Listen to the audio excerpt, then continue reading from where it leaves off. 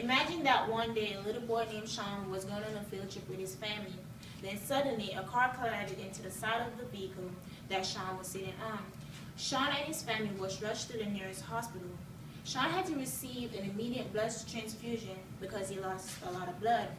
Sean is alive today because of people like you who donated blood. According to the American Red Cross website, every 2 seconds, someone has to receive a blood transfusion. Through personal experience and extensive research, I am the right person to persuade you how important it is to donate blood. Let us begin how blood donation affects the risk of heart disease. According to the Center of Disease Control and Prevention website, about 600,000 people die from heart disease in the United States. That is every 1 death in 4 deaths. You might be wondering, why should you be worried about heart disease?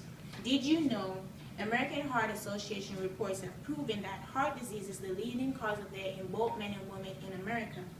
In 2009, a total of 401,495 females and a total of 386,436 males died from cardiovascular disease. According to the Jade Verdict article, an increased level of iron consumption will lead to a heart disease. Studies have proven that frequent blood donation will lower the amount of iron stored in the body. According to samplers, non-donors have a higher risk of receiving a heart attack. Of 153 donors and 2,529 non-donors, 316 of the non-donors and only 1 donor suffered from a heart attack. Let's now talk about the psychological aspect of a donor.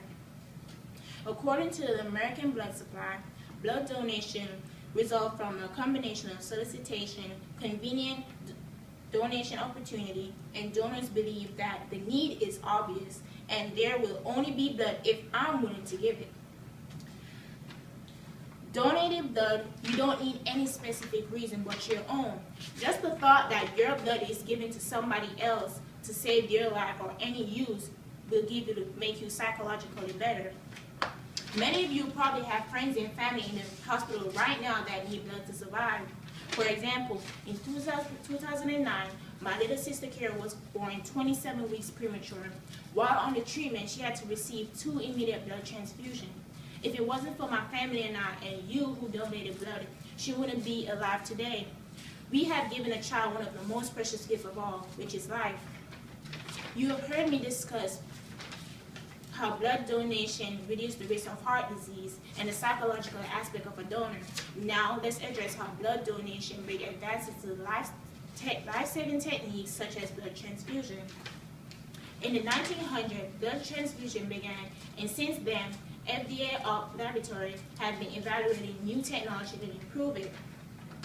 Some of the developments include new red blood testing technology, which are aimed towards patients who does frequent blood transfusion. Also, the FDA is researching other new technology that can identify the genetic characteristic of a patient's red blood cells so it can precisely be matched to the donor. How good is that?